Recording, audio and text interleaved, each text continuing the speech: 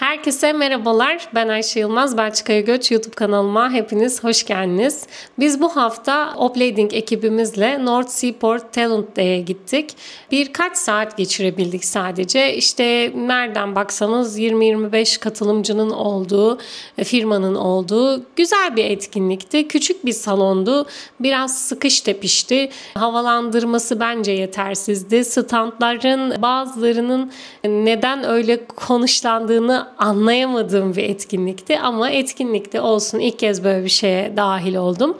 Bilmeyenleriniz için ben VDAB'de Oplading'e devam ediyorum. Lojistik Oplading'i alıyorum. Bununla ilgili önceki videolarımı izleyebilirsiniz. İşte neden bunu tercih ettim, nasıl kabul aldım, neden lojistik istedim, hepsi önceki videolarımda var kanalımda. Bu etkinliğe aslında VDAB bizi götürdü. Biz işte toplaştık. Benim bulunduğum bina ve diğer ekipler, çünkü ben Gent'te eğitim alıyorum ama işte atıyorum Antwerpen'da eğitim alan var, Sint Niklas'ta alan var. Hepsini toplayarak götürdü. Dediğim gibi farklıydı. En azından firmaları orada kim vardı? Mesela Dove vardı. D-O-W.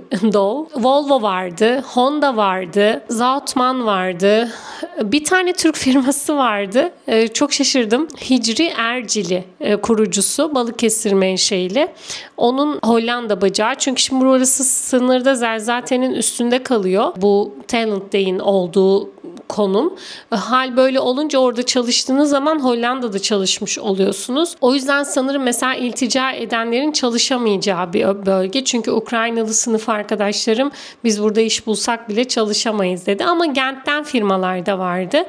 CV'lerimizi verdik. İşte sohbet imkanı yakaladık. HR müdürleri ya da HR personelleri vardı standlarda. Firmalarını anlatıyorlardı. İşte kalem, ajanda gibi eşantiyonlar dağıtıyorlardı. Daha yaratıcı eşantiyonlar dağıtanlar da vardı.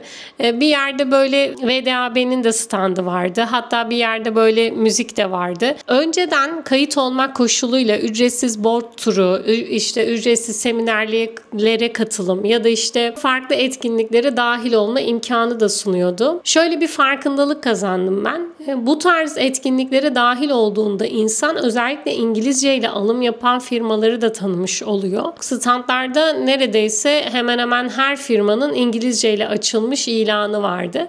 Şimdi ara eleman da, teknik eleman da arayan vardı. Mühendislik ya da finans müdürü arayan da vardı. O yüzden değişiyor açıkçası firmanın büyüklüğüne ve şu anki konumuna göre. Bazıları yeni büyümekte olan firmalar, bazıları epey eski firmalar. Mesela Katonazi diye bir firma varmış Gent'te ve bu firmaya yolu düşmeyen göçmen yokmuş. Oradakiler de söyledi. Herkes orayı biliyor. Özellikle lojistik sektöründe eğitim alanlar falan kesinlikle oraya giriyormuş. Ve 6 aylık staj gibi bir programı varmış. İşte o 6 ay boyunca size az bir şey veriyormuş, ücret veriyormuş, maaş veriyormuş ama hemen hemen her departmanda sizi yetiştiriyormuş, geliştiriyormuş, ona göre bir yere konuşuyormuş falan. İlk 1-2 yıl biraz az ücret veriyormuş ama dediğim gibi zamanla yükselme imkanınız oluyormuş. Bunları anlattılar diğer ekip arkadaşlarım. Çünkü şimdi bizim sınıfımız kalabalıklaşmaya başladı. Yeni ekipler geldi. Ukraynalı var. Benim işte Kristina'm vardı. İş buldu, ayrılıyor. O Belçikalı var ekibimizde. Türk de var artık. Afrikalı var. Hani karışık yani ekibimiz. Tabii herkes orada deneyimini de birbiriyle paylaşıyor. İşte benim arkadaşım şurada çalışıyor biliyor musun? İşte şu şuraya girdi, böyleydi, şöyleydi.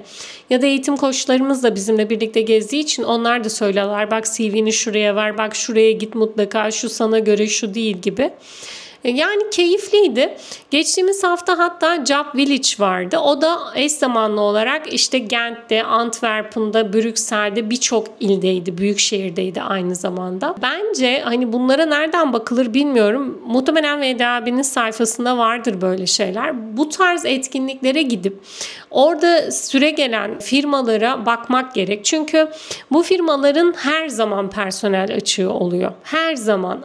Yani her ünvanda. Evet, depoda çalışacak personel de arıyor. Forkliftçi de arıyor. İşte mühendis de arıyor. kıdemli yönetici de arıyor. Hani o yüzden en azından firmaların isimlerini bilmek adına da güzel. Çünkü diğer alanlarda, yani çok da böyle fuarlarda boy göstermeyen firmaların daha küçük kapasiteli firmalar olduğunu düşünüyorum ben. Onlar biraz da daha yerel firmalar oluyor. Hal böyle olunca da sadece İngilizce ile de pek de alım yapmayan firmalar oluyor. İşte mutlaka Fransızca, Felemenkçe artı başka diller isteyebiliyor. Bunları paylaşmak istedim. Benim için keyifli bir gündü. Bir de aynı zamanda aynı günde hatta bir başka arkadaşım Antwerpen'da Job on Board diye bir etkinliğe katıldı. Buna da bakabilirsiniz. Job Visit, Job on Board ya da işte North Seaport Talent Day. Bu tarz şeyleri mutlaka araştırın. Eğer iş arayışınız varsa, özellikle de İngilizce ile bir işe girmek istiyorsanız mutlaka bakın. Oralarda tanıştığınız insanlardan alacağınız ipuçları da size çok yarayacaktır, işinize yarayacaktır. Buna emin olabilirsiniz. Ve son zamanlarda yine Belçika'da benim dikkatimi çeken bir şey var. Ben çok fazla gemicilik alanında alım olduğunu görüyorum. İşte bu alanda mühendis, bu alanda personel olduğunu görüyorum. Tabii limanları önemli Belçika'nın. Lojistik alanında da kıymetli bir yerde, konumda. Benim aklıma gelenler bu kadar. Bunu da paylaşmak istedim. Varsa eklemek istedikleriniz yorumlara beklerim. Kendinize dikkat edin. Hoşça kalın.